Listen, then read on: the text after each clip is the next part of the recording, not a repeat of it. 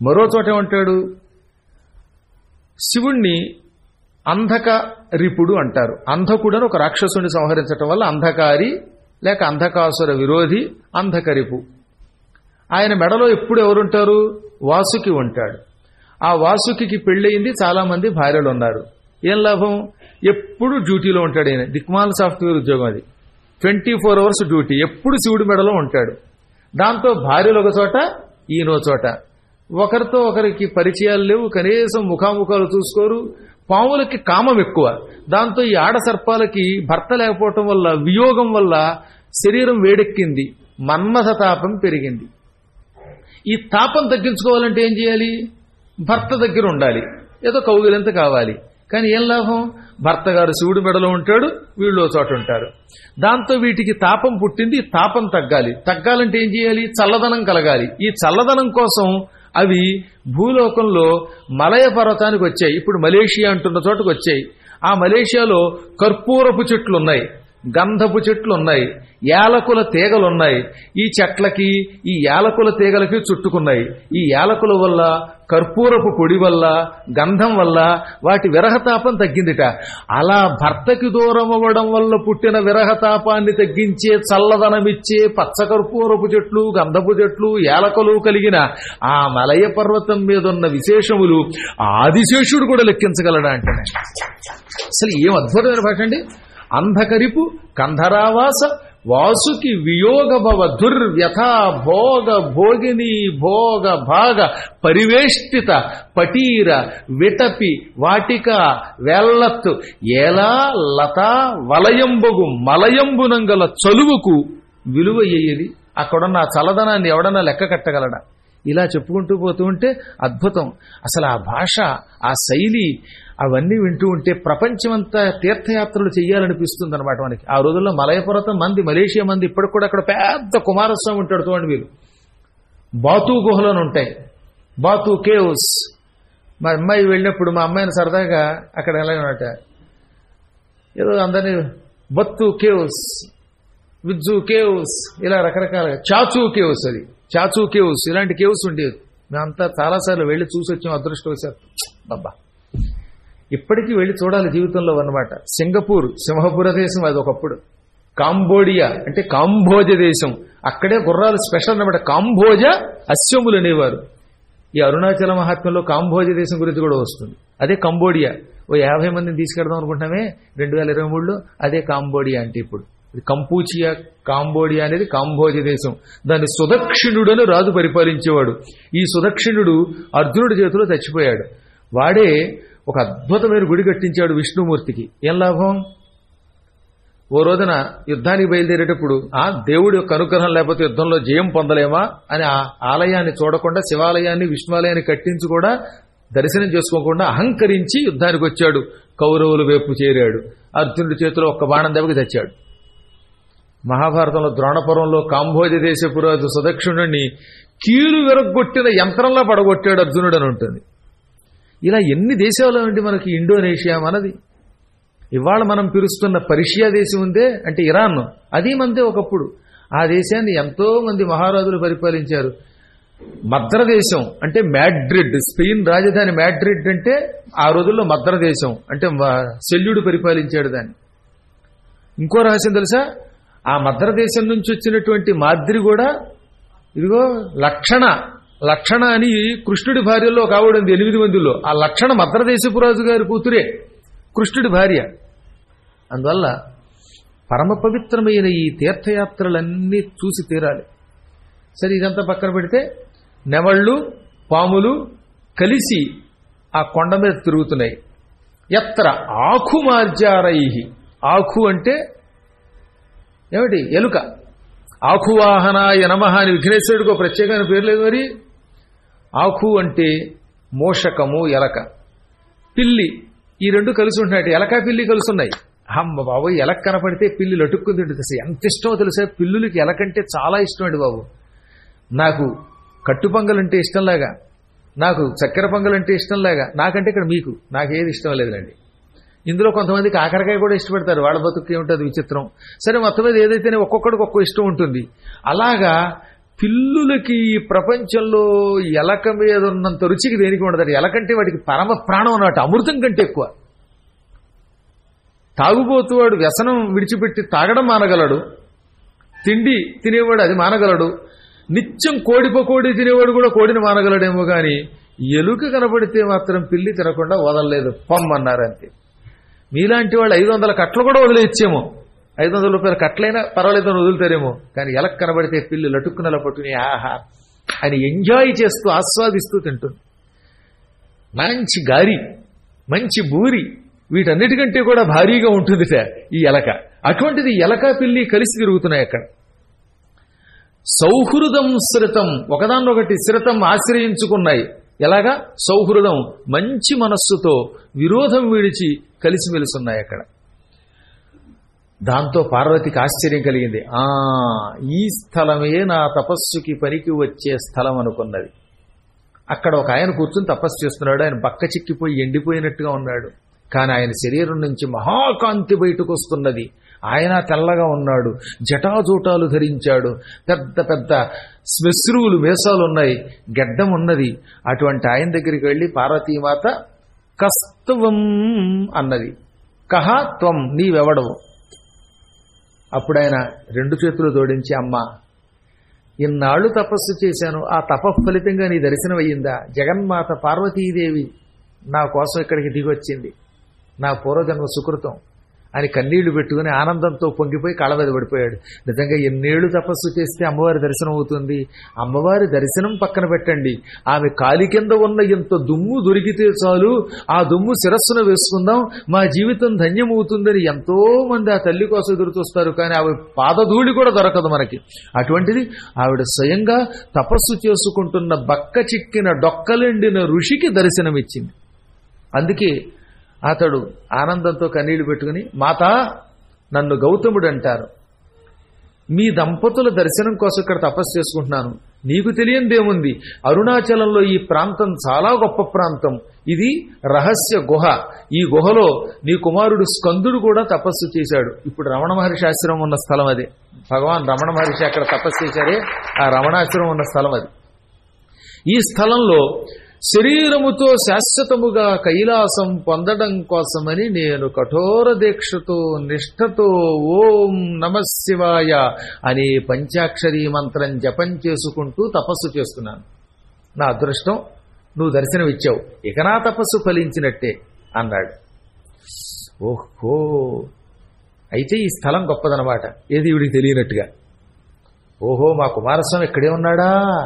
అయితే ఇక్కడ తపస్సు చేస్తే త్వరగా తపస్సిద్ధి అవుతుందన్నమాట, ఫలితం వస్తుందన్నమాట. అయితే ఇక్కడే నేను తపస్సు చేసుకుని నా నల్లదనం పోగొట్టుకుని తెల్లదనం పొందుతాను అనుకున్నది. గౌతముడు తపస్సు చేసుకుంటున్నాడు కాబట్టి ఆ ప్రాంతం అంతా ఆయన ఆశ్రమం అంట. ఆ రోజుల్లో ఎవరు తపస్సు చేసుకుంటే వాళ్ళదే, రిజిస్ట్రేషన్ లక్కర్లేదు, వేలిముద్ర లక్కర్లేదు. అసలు ఇప్పుడు అవెందుకులేండి, కొన్ని చోట్లయితే కబ్జాయే, ఆక్రమణే. 4 రోజులు ఇల్లు కట్టకపోతే తర్వాత ఆ స్థలం కనపడదు, 500 మందికి అమ్మేస్తాడు వాడు దాన్ని. అమ్మ బాబు అలా అయిపోయింది కాల ప్రభావం వల్ల. కానీ ఆ రోజుల్లో కూడా రిజిస్ట్రేషన్లు ఉండేవి, రాజులు పట్టాలు ఇచ్చేవారు. ఇక్కడ పట్టాలక్కర్లా. అడవుల్లో కొండల్లో ఎవరైనా ఋషులు తపస్సు చేసుకుంటే ఆ ఆశ్రమములు వాళ్ళకి చెందినవన్నమాట. అందుకని ఈవిడ పార్వతీదేవి, గౌతమ నేనిక్కడ కొంతకాలం తపస్సు చేసుకుందాం అనుకుంటున్నాను, అనుమతిస్తావా అంటే ఆయన తెల్లబోయి, అనుమతి నేనివ్వడం ఏమిటి, ఈ చరాచర జగత్తంతా మీది, జగన్మాతవైన నీది, నీవు కానిది ఈ స్థలం ఎక్కడైనా ఉన్నదా ఈ ప్రపంచంలో? అణువు మొదలుకొని బ్రహ్మాండమంతా వ్యాపించిన ఆది పరాశక్తివి, నీకు అభ్యంతరం ఏమిటి? నువ్వు తపస్సు చేసుకుంటే ఈ ఆశ్రమ ప్రాంగణంలో రోజు నీ దర్శనం నేను చేసుకోవచ్చు. నిన్ను దర్శిస్తే నా సకల పాపాలు తొలగిపోతాయి, సకలౌఘములు తొలగి నేను శాశ్వతంగా కైవల్యం పొందుతానని భక్తితో నమస్కరించాడు. అదిగో అక్కడ కూర్చున్నది ఆవిడ తపస్సు మొదలెట్టింది. ఆ సమయంలోనే మహిషాసురుడు పుట్టుకొచ్చాడు. మహిషుడి కథంతా దేవీ భాగవతంలో చెప్పారు కాబట్టి కొత్తగా చెప్పక్కర్లేదు, ఇక్కడ క్లుప్తంగానే చెబుతాం. ఎందుకని, ఇక్కడ అమ్మవారి చరిత్ర, అరుణాచల చరిత్ర ఎక్కువ ప్రాధాన్యం గనక. పూర్వం ఒకప్పుడు ధనువు అని ఒక రాక్షసుడు ఉన్నాడు. ఆ ధనువు కొడుకులు దానవులు. దానవులు అంటే ధనువు యొక్క కొడుకులు. ధనోహ అపత్యంపమాన్ దానవః. ఆ కొడుకుల్లో రంభుడు, కరంభుడు అని 2 అన్నదమ్ములున్నారు. ఈ ఇద్దరు సకల సంపదలు పొందడానికి, చావు లేకుండా చేసుకోవడానికి సంకల్పించి హిమాలయ పర్వతాల్లో తపస్సు ప్రారంభించారు. అందులో కరంభుడు అనేవాడు నీళ్లలో పీకలోతు నీటిలో నిలబడి తపస్సు చేశాడు. కేదారంలో మందాకిని అని నది ఉంది కదా, ఆ నదిలో నిలబడి కంఠం వరకు నిలబడి తపస్సు చేశాడు.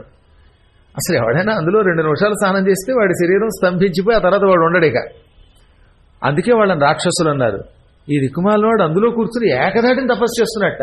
ఎవడో ఉండలేడు. అలా స్నానం చేసిన వెంటనే ఎవరో ఒకళ్ళు లాగేయాలి వెంటనే బయటికి. కొంచెం దిట్టంగా ఉన్నవాడిని తీసుకెళ్ళాలి కూడా, లేకపోతే లాగడం కూడా కష్టం అన్నమాట. అంతటి కటిక చలిలో కంఠం వరకు ఆ నీళ్లలో నిలబడి అలా వాడు తపస్సు చేయడం మొదలెట్టాట. ఓం హిరణ్యరేతసే బ్రహ్మదేవాయతే నమః అనే మంత్రమును పఠిస్తూ తపస్సు చేశాడు. ఒడ్డు మీద 5 అగ్నిగుండములు పెట్టుకుని, అంటే పంచాగ్నిహోత్రములు పెట్టుకుని ఆ మధ్యలో రంభుడు తపస్సు చేశాడు. రంభుడు ఒడ్డున, పంచాగ్నిహోత్రముల మధ్యలో, కరంభుడు నీటిలోను బ్రహ్మదేవుణ్ణి మెప్పించి వరాలు పొందడానికి, మృత్యువు నుంచి బయటపడడానికి తపస్సు చేశారు. ఆ కఠోర తపస్సు వాడు చేసుకుంటే ఇంద్రుడికి భయం వేసింది. ఈ దుర్మార్గులు తపస్సు చేస్తారు, బ్రహ్మ ప్రత్యక్షం అవుతాడు, వరాలు ఇస్తాడు, దాంతో వీళ్ళు నా ప్రాణం తీస్తారని వెంటనే ఒక మొసలి రూపం ధరించి నీళ్లలో ఉన్న కరంభుడి కాళ్ళు పట్టుకు లాగి కరకరకర నవిలి తినేశాడు. మనం అదేదో కీర దోసకాయ నవిలినట్టుగా నవిలి పారేశాడు వాడిని. దోసకాయ పచ్చడి, కీర దోసకాయ పచ్చడి అని చేస్తారు. అలాగే కొంతమంది పలావ్ అనే పేరుతో దాంట్లో ఒక దిక్కుమాల చట్నీ వడి దోసని కరకర తెగ నవిలేస్తారే, అలా నవిలి పారేశాడు ఈ కరంభుడిని. దాంతో రంభుడికి బాధ కలిగింది. నా సోదరుణ్ణి ఇంద్రుడు చంపేశాడు, ఇక నేనెందుకు బతకడం అని నిప్పుల్లో దూకి చావబోయాడు. ఆ నిప్పుల్లోకి దూకి కత్తితో తన తల నరుక్కుని అందులో వేసుకోబోయాట. వెంటనే అగ్నిహోత్రంలో నుంచి అగ్ని ప్రత్యక్షమై కత్తితో తన తలని నరుక్కోబోతున్న రాక్షసుడి యొక్క కుడి చేతిని పట్టుకుని ఆ కత్తిని ఆపి, నీకేమన్నా పిచ్చెక్కిందా? ఈ కత్తితో నెత్తిని కొట్టుకుని మిత్తిని పొందుతావా, మృత్యువుని పొందుతావా? బ్రతికి ఉంటే ఎప్పుడైనా శుభం పొందొచ్చు. ఏతి జీవంతమానందో నరం వర్ష శతాదపి, జీవించిన వాడికి 100 ఏళ్ల తర్వాతైనా సుఖం వస్తుంది. ఎందుకురా బాబు చావడం, నా మాట విని చావకు, చచ్చకన్నాడు. నేను చచ్చకుండా ఉండాలంటే, ఈ చచ్చగనే పదం సరదాగా అదేదో సినిమాలో ఉంటుంది రాడా, నేను చచ్చిపోతాను రోయ్ అంటుంది అనమాట వాళ్ళ అమ్మ లోపల. అది ఎవరో కనపడదు, మాటలు వినబడదు అంతే. అప్పుడు వెంటనే ఇక్కడి నుంచి రేలంగి చచ్చకమ్మా చచ్చక అంటాడు. దొంగరాముడు. అసలు ఏం పాటలండి ఆ రోజుల్లో, అద్భుతమైన పాటలు, అద్భుతమైన సినిమాలు, ఆ కథలు, ఆ భాష, సంభాషణ ఓ రకమైన హాస్యం, ఆనందం కలిగిస్తాయి అన్నమాట. ఇప్పుడు పాటలు వింటే చెంబుడు నీళ్లలో దూకి చచ్చిపోదాం అనిపిస్తుంది. చెంబుడు నీళ్లలో దూకి చావలేం కానీ దొరికితే చెంబుడు నీళ్లలో దూకేద్దాం అనిపిస్తుంది అనమాట. రామరామ అదేం పాడ, రామర బండబూతులు అసలు అర్థమేగా అనుకోండి. పాడేవాడు కూడా గొంతంతా బీభత్సంగా పెట్టుకు పాడేస్తున్నారు. పాడేవాళ్ళు లేక కాదు, అలా పాడు చేసుకుంటున్నాం మనమే. రాసే కవులు, గొప్ప కవులు ఎప్పుడూ ఉన్నారు, మహాత్ములు ఉన్నారు. నిన్నగాక మొన్న వెళ్ళిపోయిన సీతారామ శాస్త్రి గారి కవిత్వం ఎంత గొప్ప అద్భుతమైన కవిత్వం చేయండి ఆయన. కానీ ఘంటసాల వంటి వారు మహానుభావులు వెళ్ళిపోయారు. ఎస్వి బాలసుబ్రహ్మణ్యం ఉన్న గొప్పవాడు ఆయన వెళ్ళిపోయాడు. సుశీల వంటి వాళ్ళు వెళ్ళిపోతున్నారు. ఎవరెవరో వస్తున్నారు, వాళ్ళనేమో నోటికి వచ్చినట్టు పాడమంటున్నారు. దాంతో వాళ్ళు కీచు గొంతుకు పెట్టి పడతారు. జడాగడా ఏమిటో జడాగడా దిక్కుమాలది. అది వింటే జడలతో ఉన్న శివుడు కూడా చెంబు నీళ్ళలో దూకడం. అసలు గంభీరమైన కంఠంతో జటాకటాక సంభ్రమ భ్రమన్ నిలింప నిర్జరింటే ఆ గంభీర కంఠానికి శివుడు దిగొస్తాడు. ఇప్పుడు వీడు పాడితే శివుడు పారిపోతాడు. ఓ చోట ఆంజనేయ స్వామి వారికి ఉత్సవాలు చేస్తున్నారు. ఏది హనుమత్ జయంతి సమయంలో హఠాత్తుగా హనుమంతుడి విగ్రహం మాయమైపోయింది. ఏమైపోయింది హనుమంతుడి విగ్రహం అని చెప్పి అంతా వెతికారు. వెతికితే ఊరవతలు ఎక్కడో పొలాల్లో కనబడ్డాడు హనుమంతుడు. ఈ ఉపాసకుడు కూడా ఉన్నాడు. ఆయన హనుమంతుడి కాళ్ళు పట్టుకుని, ఏమి స్వామి పందిట్లోంచి మాయమైపోయామంటే ఏం చేయమంటావు? లే లే లే లే లే నారాజా అని రోజు అదే పాట లేచి వెళ్ళిపోయాను అన్నాడు. కాబట్టి మనం పెట్టే పాటలు శివుడా అక్కడ ఆంజనేయుడు పెట్టడమా? ఈ పాటలు ఏమిటండి దరిద్రం? పందిళ్లలో ఈ మధ్యన వినాయకుడి చవితి పందిట్లు, ఇదేమిటి దరిద్రం? కొట్టండి, తిట్టండి, గెల్లండి, చంపండి ప్రేమ. లేదంటే రబ్బర్ గాజులు తెస్తాను. శివుడికి విఘ్నేశ్వరుడికి రబ్బర్ గాజులు ఎందుకు? అది ఎక్కడ పడాలో అక్కడ పడాలి. అందువల్ల ఔచిత్యం అనేది ఒకటి ఉంటుంది. ఇలా అన్నానని మీరు ఏమనుకోవద్దు దయతోటి. ఎందుకు చెప్తానంటే అక్కడ విఘ్నేశ్వరుడి పందిరి పెట్టారు చక్కగా. వాతాపి గణపతిం భజ అంటే ఆయన ఒక్కడు కూర్చుంటాడా? లేకపోతే ఈ పాట పెడితే ఆయన కూడా పారిపోతాడంతే. కొరకనా, గిల్లనా, కొట్టనా, ఒసేయ్, ఏమేయ్, ఏమిటి పదాలు? అంటే తెలుగుని పాటని ఎంత హత్య చేయాలో అంతా కుని చేసి పారేస్తాం మనం. భగవంతుడు అనుగ్రహించి మనల్ని సద్బుద్ధి ఇచ్చి సరైన మార్గంలో పెట్టుగాక. అసలు ఎప్పుడు కూడా మనం ఆత్మహత్య చేసుకోకూడదు. చావద్దునాయన అంటే చావకేం చేయనండి, మా తమ్ముడిని ఇంద్రుడు మొసలి రూపంలో చంపేశాడు, ఇక నేను బతకలేనడగా, నువ్వు బతికితే నీకు వరాలు ఇస్తానన్నట్టు ఆయన. కారణం ఒకటి ఉన్నది కాబట్టి, పైగా పంచాగ్నుల మధ్యలో తపస్సు చేయటం వల్ల అగ్నిహోత్రుడు ఆ తపస్సుకి అప్పటికే మెచ్చుకున్నాడు. తపస్సుకి భగవంతుడు ఆకర్షితుడవుతాడు, అందుకే దానికి తపస్సు అని పేరు. భయంకరమైనది తపస్సు అంటే. చలికి తట్టుకొనుట, వేడికి తట్టుకొనుట, ఆకలికి తట్టుకొనుట, గురువు గారు చితక్కొడుతూ ఉంటే దెబ్బలకి తట్టుకొనుట, ఇవన్నిటినీ కలిపి తపస్సు అంటారు. తపము అంటే వేడి, ఎన్నో రకాల వేడుల్ని తట్టుకోవాలి. ఇప్పుడు వాడు తట్టుకున్నాడు కాబట్టి అగ్ని, నువ్వు చావకూడదు, నీకు వరాలు ఇవ్వాలి, నీ తపస్సుకు మెచ్చాను, ఏం కావాలని అడిగితే, నాకు మహాపరాక్రమవంతులైన కుమారులు కావాలి, వాళ్లల్లో ఒకడు దేవతలకు కూడా అజేయుడవ్వాలి, వాడిని చంపడానికి తల్లకిందులైపోవాలి, అటువంటి సంతానం నాకు ప్రసాదించనగా తథాస్తు, నీకు 2 కొడుకులు పుడతారు, వాళ్ళ వల్ల ప్రపంచం అంతా అల్లకల్లోలం అయిపోతుంది, పర్వాలేదులే వరం ఇచ్చానికి చావద్దు, కానీ నువ్వు చేయవలసిన పని ఒకటి ఉంది. ఇక్కడి నుంచి హిమాలయాల్లో బదరీ వైపు ప్రయాణం చేయి, దారిలో నీకు నచ్చిన ఒక స్త్రీని పెళ్లి చేసుకో, ఆ స్త్రీ వల్ల నీకు సంతానం కలుగుతుంది, నీకు నచ్చిన స్త్రీ వల్లే నీకు పుట్టే పిల్లలు కూడా సరైన రూపంలో ఉంటారు, సరైన స్త్రీని పెళ్లి చేసుకోకపోతే నీచులై పుడతారు, జాగ్రత్త అన్నట్ట. ఆ తర్వాత అగ్ని మాయమైపోయాడు. ఇప్పుడు వీడు హిమాలయాల్లో తిరుగుతూ, నాకు నచ్చిన సుందరిని పెళ్లి చేసుకుంటాను, ఆవిడ వల్ల నాకు 2 కొడుకులు పుడతారు, ఎటువంటి స్త్రీని పెళ్లి చేసుకుందామని బయలుదేరాట. ఒక్కోసారి యోగం బాలేక పిచ్చి పనులు చేస్తారు. గురువు గారు ఓ మంచి సంబంధం తెచ్చారనుకోండి, నేను ఆయన ఈ పెళ్లి చేసుకుంటే నీ బతుకు బాగుపడుతుందిరా అంటే, వద్దండి, మా అమ్మ వద్దందండి, మా తాత వద్దన్నాడండి, బంధువులు వద్దన్నారండి అని గురువు గారు చెప్పిన సంబంధం కాకుండా దిక్కుమాల సంబంధం చేసుకుని భ్రష్టు లేని వాళ్ళు ఎంతమంది ఉన్నారు. గురువులకి తెలియదా ఎవరికి ఏ సంబంధం చేస్తే మంచిదో? అది యోగం, ఎవడి కర్మ వాడిది, ఈ కర్మను ఎవరూ తప్పించలేరు. అలాగే చెప్పాను కదా, వీడి కర్మ వీడిది. హిమాలయాల కేసు పెడుతుంటే వీడికి దారిలో అప్సరసలు కనబడ్డారు, నచ్చలేదట. దేవతా స్త్రీలు కనబడ్డారు, మరీ బొత్తిగా బాలేరు, వీళ్ళు తెల్లగా ఉన్నారు, ఓవర్గా ఉన్నారు. ఇలా అనుకుంటూ ఒక గౌడి గేదెను చూశాడు. అహనా సుందరంట, ఓహనా సుందరంట, గౌడు గేది సుందరంట, గౌడు గేది సుందరంట అంటూ ఈ పాడు మనస గౌడు గేదె మీద వేసుకున్నాడు. వీడు గేదె నచ్చింది వాడికి. ఇది ఒక యోగం. అందుకని ఏమన్నారు, కర్మయోగమును ఒక్కడు తప్పించలేడు. లలాట లిఖిత రేఖ పరిమార్ష్టం నశక్యతే. నుదుట రాయబడిన బ్రహ్మగారి రాతని, ఈ గీతని మార్చడం, తొలగించడం ఎవ్వడి వల్ల కాదు. బ్రహ్మవాడికి రాత రాసినట్టున్నాడు, గేది కనబడిగాని వెంటనే వీడు గేది వెంటబడ్డాడు. ఓహో గేది, నన్ను పెళ్లి చేసుకున్నాడు. చిచ్చి, నువ్వు రాక్షసుడివి, నేను గేదిని, నేను నిన్ను ఎలా పెళ్లి చేసుకుంటానది. అది గేది లాంగ్వేజ్ అనమాట. అది అంటే ఏమిటి, నేను నిన్ను పెళ్లి చేసుకోనని. ఆ లాంగ్వేజెస్ వాళ్ళకి అర్థమవుతాయి, మనకే అర్థమైతే వస్తాయి. నేను గేదిని కాబట్టి దున్నపోతునే పెళ్లి చేసుకుంటానండి అనగాని వీడేం చేశాడు, నా జాతిని మార్చుకుంటాను, మేము రాక్షసులం, ఏ రూపం కావాలంటే ఆ రూపం ధరిస్తామని వెంటనే వీడు దున్నపోతు అయిపోయాడు. చూసారా, ఈ దున్నపోతు ఆ గేదె మెడలో తాళి కట్టింది. ఇద్దరూ పెళ్లి చేసుకున్నారు, ముచ్చటగా తిరిగారు. అసలు దేవీ భాగవతంలో ఇంకా అద్భుతంగా వర్ణించారు, ఇక్కడ క్లుప్తంగా చెప్పారు. ఈ ఇద్దరు పెళ్లి చేసుకున్నారు, గేదె గర్భవతి అయ్యింది.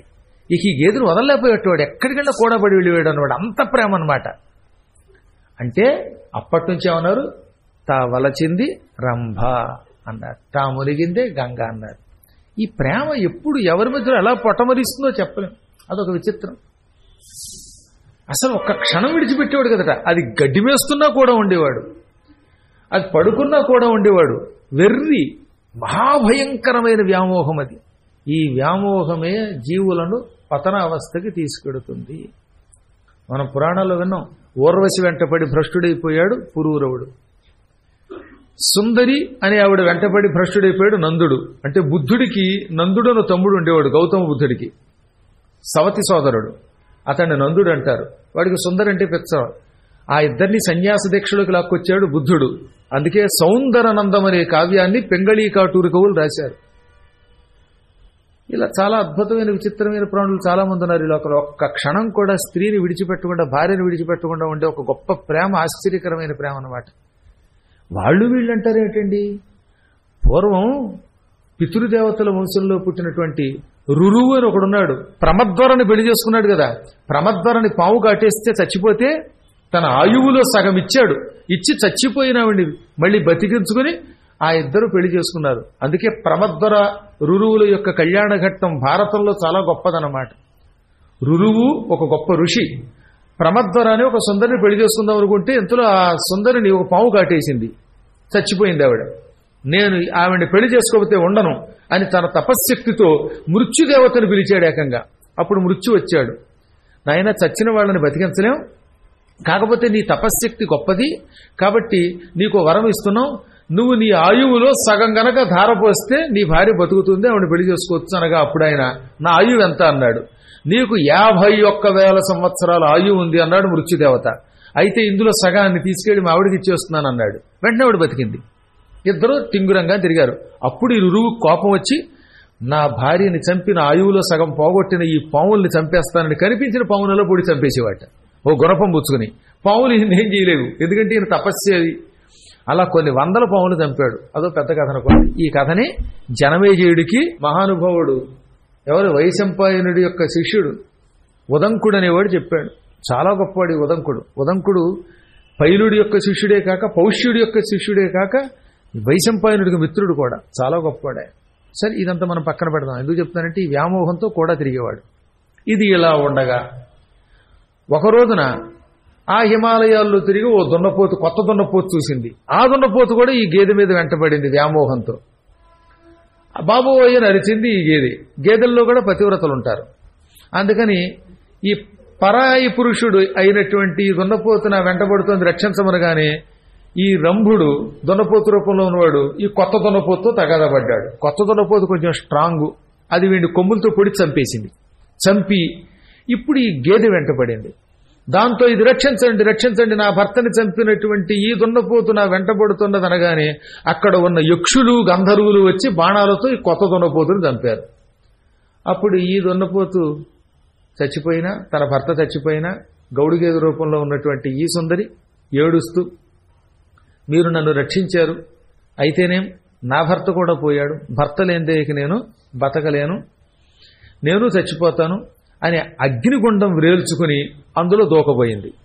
తప్పమ్మా, నువ్వు గర్భవతివి, గర్భవతులకు ఆత్మహత్య చేసుకునే అధికారం లేదు, భర్తతో సహగమనం చేయాలంటే భార్య గర్భవతి అయ్యి ఉండకూడదు అనగా, అయితే ఇప్పుడే ఈ పిల్లలు బయట పారేస్తా అని తన కొమ్ములతో తన డొక్క చీల్చుకుని పొట్టలో ఉన్న పిల్లలిద్దరిని బయట పారేసి అప్పుడు తన భర్తతో సహగమనం చేసి చచ్చిపోయింది గేది.